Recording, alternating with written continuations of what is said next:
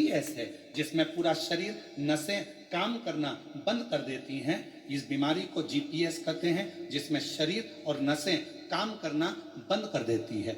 ये इसका हल ना देश में है ना विदेश में है। ये बीमारी बड़ी भारी है, समझ नहीं आया करें क्या। डॉक्टरों ने कहा कि अब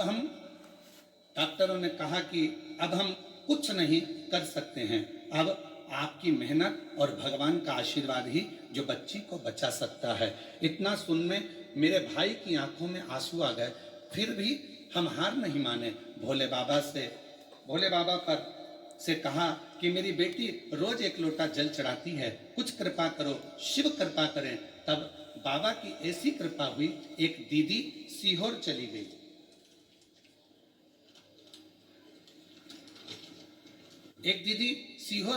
वहां से रुद्राक्ष लेकर आई और रुद्राक्ष का पानी मैंने रोज देना चालू कर दिया। कथा का मालूम पड़ा, पंडाल में बैठकर कथा सुनी, वहां की मिट्टी लाकर बेटी के शरीर पर लगाई। मेरी बेटी एम्स में भी रही, डॉक्टर इलाज करते रहे पर आराम नहीं मिला।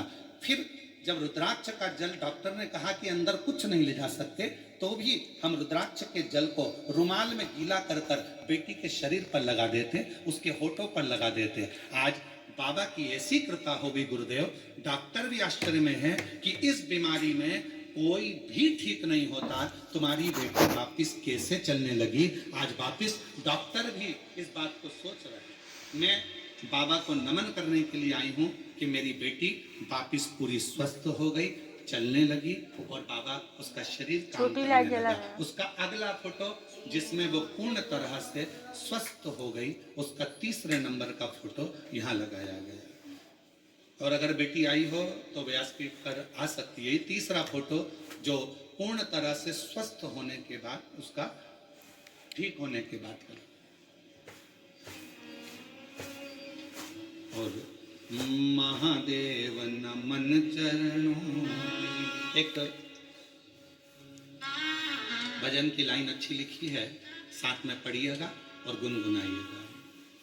आप लोग बोलिएगा पत्र एलईडी पर पढ़कर। भोलेनाथ दया करना, मैं तेरे भरोसे हूँ। मेरे बाबा दया करना, मैं तेरे भरोसे हूँ। ना घर के भरोसे हूँ, ना परिवार के भरोसे हूँ। मेरे बाबा दया करना,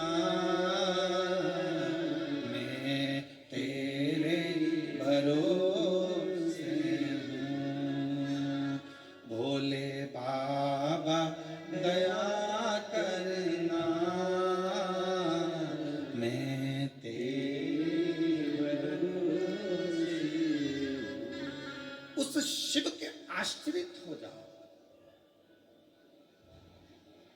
क्यों भटकना। कई लोग कह देते हैं हमने पशुपति व्रत करा, भगवान हमारी नहीं सुन रहा, हम रोज एक लोटा जल चढ़ाने जाते हैं, भगवान हमारी नहीं सुन। क्यों नहीं सुन रहा? उसका कारण है तुम्हारा एक लोटा पूरा नहीं चढ़ रहा है, तुम आधा अधूरा चढ़ाकर आ रही हो। मतलब तुम अभी भी नहीं जानी हो कि शंकर के अंदर ही पार्वती है, शिव के भीतर ही गणेश है, शिव के भीतर ही कार्तिकेय है, शिव के भीतर ही 33 कोटि देवता है, शिव के भीतर ही नारायण है, शिव के भीतर ही राम है, शिव के भीतर ही कृष्ण है, शिव के भीतर ही शक्ति है, शिव के भीतर ही सारे देवता विराजमान है। शंकर को जिसने भज लिया, सारे देव अपने आप भजे जाते हैं। शिव को जिसने जान लिया, वो सबको जान जाता है। शिव को क्यों भटकना।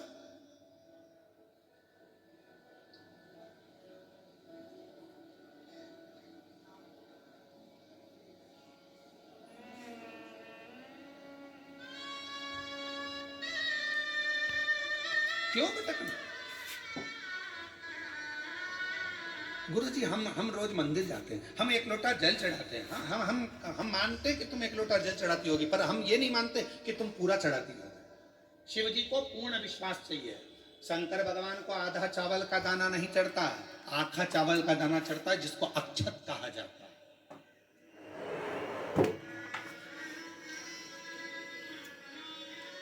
चावल को चावल कहा जाता है, पकने के बाद भात कहा जाता है। पर जब हम पूर्ण एक चावल का दाना यदि शिव जी को समर्पित करते हैं तो उसको अक्षत पूर्ण कहा जाता है। अक्षत पूर्ण।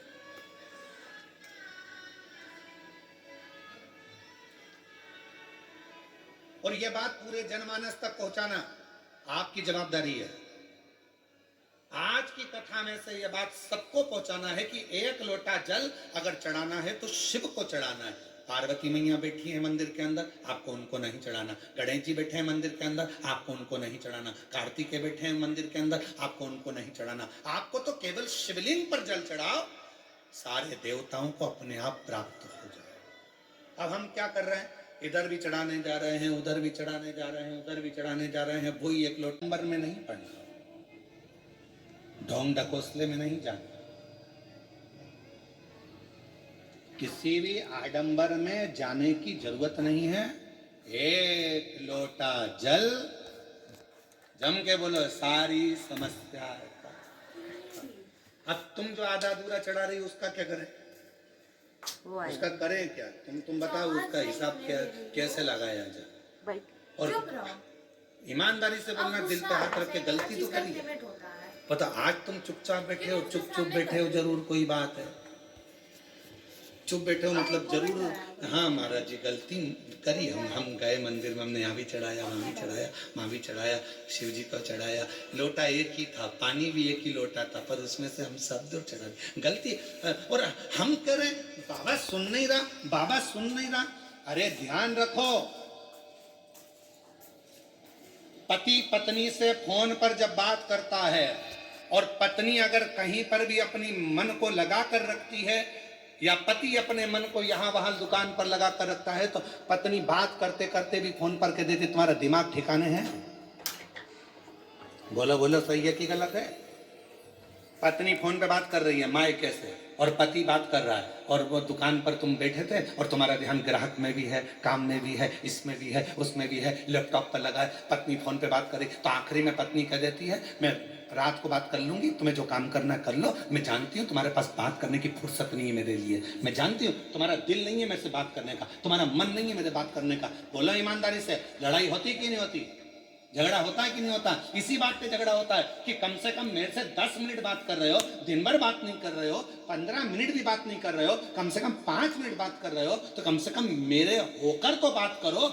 मेरे से बात करना है तो जितनी देर मुझसे बात कर रहे हो मेरे तो हो जाओ। उसी तरह अगर तुम एक लोटा जल लेकर जा रहे हो तो सबके क्यों हो रहे हो? एक के तो हो जाओ, और एक के हो गए तो सबके हो गए।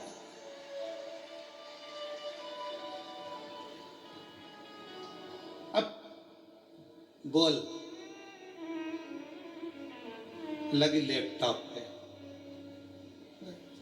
बोल हाँ ठीक है, आओ आओ, ठीक है ठीक है, मम्मी से पूछ लेना, आओ तू गई थी क्या, आओ आओ।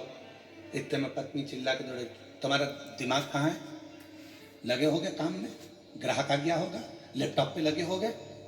बात करते से ही समझ में आ जाता है कि पति ठीक बात नहीं कर रहा, बात करते से समझ में आ जाता है कि पत्नी ठीक तरह से बात नहीं कर रही, बात करते से समझ में आ जाता है कि जिससे तुम बात कर रहे हो उस बात का जवाब उत्तम नहीं दे रहा। मतलब कहीं पे निगाह है, कहीं पे निशान, दिमाग ठिकाने नहीं, बात से समझ में आ जाता। अब मेरे भोले बाबा को क्या चाहिए तुमसे? मेरे शंकर भगवान ने तुमसे करोड़ों का धन तो नहीं मांगा। सारे मंदिरों के निर्माण में भी लाखों रुपए लग जाते हैं। भगवान शंकर के अन्य मंदिरों में साज सजाने में लाखों रुपए लग जाते हैं। मंदिर में भगवान को कपड़े पहनाने में लाखों रुपए लग जाते हैं, श्रृंगार करने में लाखों रुपए लग जाते हैं। पर एक देवाधिदेव महादेव शंकर भगवान ऐसे हैं जिनको तुम एक खुले मैदान में पेड़ के नीचे भी ले जाकर शिवलिंग को रख देते हो, समझ लेना कि वो मंदिर का निर्माण हो गया, शंकर वहां पर विराजमान हो गया। शिव को तुम्हारे मंदिर की जरूरत नहीं पड़ती, शंकर को तुम्हारे दिल की जरूरत पड़ती है, शिव को तुम्हारे मन की जरूरत पड़ती है, शिव को तुम्हारे चित्त की जरूरत पड़ती है। और याद रखना, प्रभाव और भाव ये दो शब्द हैं। प्रभाव से दुनिया तुम्हारी हो सकती है, प्रभाव से सारे सेलिब्रिटी तुम्हारे हो सकते हैं, प्रभाव से सारे तुम्हारे हो सकते हैं, पर भाव से कोई तुम्हारा नहीं हो सकता। भाव तो केवल परमात्मा को तुम्हारे पास में लेकर आता है, भाव भगवान को तुम्हारे पास में लेकर आता है। प्रभाव चाहे धन का हो, सत्ता का हो, वैभव का हो, कुर्सी का हो, तुम्हारा प्रभाव जितना होगा सब तुम्हारे हो जाएंगे। पैसे वाले भी तुम्हारे हो जाएंगे, करोड़पति भी तुम्हारे हो जाएंगे, सेलिब्रिटी भी तुम्हारे हो जाएंगे, सब तुम्हारे आएंगे। तुम्हारा प्रभाव अर्थात तुम्हारा बल देखकर, तुम्हारा प्रभाव देखकर, प्रभाव देखकर सेलिब्रिटी आ सकते हैं, प्रभाव देखकर धन वाले आ सकते हैं, प्रभाव देखकर दुनिया आ सकती है, पर प्रभाव देखकर कभी मेरा शंकर तुम्हारे पास नहीं आएगा। मेरा शंकर तो केवल तुम्हारे भाव देखकर तुम्हारे पास आता है। निर्मल मन सो मोहि भावा, भगवान भाव देखते हैं, निर्मल मन देखते हैं, निर्मल चित्त देखते हैं, निर्मल स्वभाव देखते हैं, वो प्रभाव नहीं देखते। वो प्रभाव नहीं देखता, वो भाव देखता है। कितना भाव था विदुर जी का, कितना भाव था विदुर जी का। दुर्योधन के घर के 56 भोग छोड़ दिए मेरे भगवान ने। कहां गए? जम के बोलो, विदुर जी के घर। विदुर नहीं थे घर विदुरायन, दरवाजा बजाया, जैसे ही दरवाजा खोला, विदुरायन ने जो भगवान को देखा सुध भूल गई। पति रोज कहते थे कि भगवान द्वारकानाथ आएंगे, आज अचानक आ गए। अचानक खोल दिया दरवाजा, अंदर प्रवेश। विदुरायन भगवान से बोलती है, मैं तुम्हारे बैठने के लिए पलंग बिछाती हूँ। पलंग बिछाया, नया बनवाया था विदुर जी ने भगवान को बिठाने के लिए कि भगवान एक ना एक दिन आएंगे, पर विदुरायन को नहीं समझ में आया कि ये पलंग कौन सा बिछा रही हूँ। नया पलंग पास में खड़ा रह गया, और जिस पलंग की रस्सी को, निवाड़ को चूहे ने 14 जगह से काट दिया था, जिसकी रस्सी पूरी कटी हुई थी खटिया की, पलंग की, वो पलंग विदुरानी ने बिछा दिया। भगवान से कहती है, भगवान बैठो। भगवान कहने लगे, इस पे बैठो? हाँ, तुम्हारे लिए नया बनवाया है। भगवान द्वारकानाथ ने सोचा, नया ऐसा है तो पुराना कैसा होगा। अगर नया ऐसा है तो पुराना कैसा होगा। बैठो प्रभु बैठो। भगवान, 4 पाटी थी, बीच में रस्सी थी, आसपास लकड़ी थी, उस लकड़ी पर भगवान बैठ गए। विदुरानी बोली, ऐसे नहीं बैठो, अच्छे से बैठो जरा। भगवान जैसे ही अंदर खस के, नीचे की पूरी रस्सी टूट गई, भगवान अंदर फंस गए। पांव उधर, भगवान इधर, बीच में फंसे पड़े। विदुरानी ने पूछा, कैसा लग रहा है? भगवान बोले, ऐसा लग रहा है कि 100 किलो की कपास के गादी पर बैठा हूं। विदुरानी बोली, नया बनवाया है तुम्हारे लिए। भगवान को समझ में आ गया, मेरी भक्ति में खो गई है, इसको नहीं मालूम। अब विदुरानी बोली, मैं तुम्हारे लिए खाने का क्या लाऊं? भगवान मन में सोचे, बिठाया ऐसी जगह है तो खिलाएगी क्या, इसलिए भगवान ने कहा, मेरा तो पेट भरा है। विदुरानी बोली, कैसे पेट भरा है? हमारे यहाँ कभी कभी तो आते हो, खा के तो जाना पड़ेगा। विदुरानी गई अंदर, केले उठा लाई 2 दर्जन, बैठ गई भगवान के चरणों में। भगवान कहने लगा, लाओ केला, हमको दो, हम खा लेंगे। विदुरानी बोली, काय को दे दो? मैं दूंगी छील के। भगवान को क्या मालूम था कि छिलके ही देगी। केला छीलती जाए, गिरी फेंकती जाए, छिलका भगवान को देती जाए। भगवान बोले, ये क्या है? विदुरानी बोली, केला। तो भगवान बोले, वो नीचे पड़ा वो क्या है? तो के छिलका।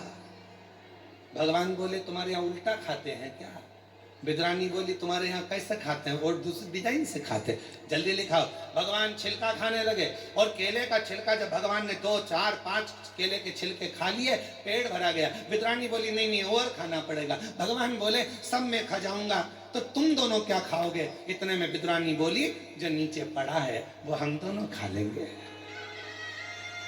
जो नीचे पड़ा है वो हम खाएं।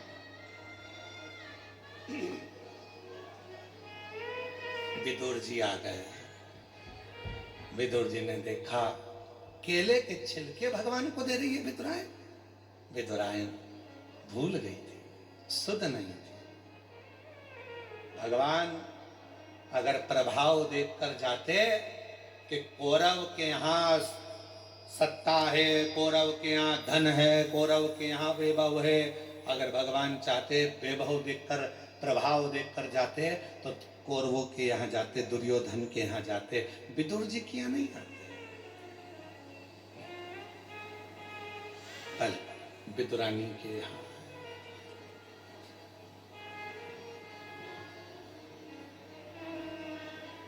आए उसके यहाँ और भक्तों के घर भी सांवरे आते रहा करो, दर्शन के नैन बावरे दर्शन दिया करो।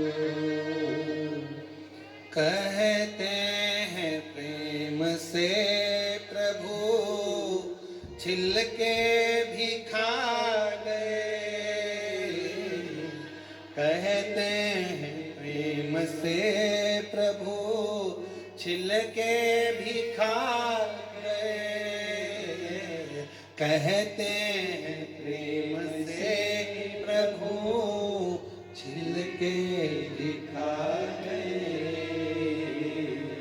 शबरी के झूठे बेर खाते रहा करो,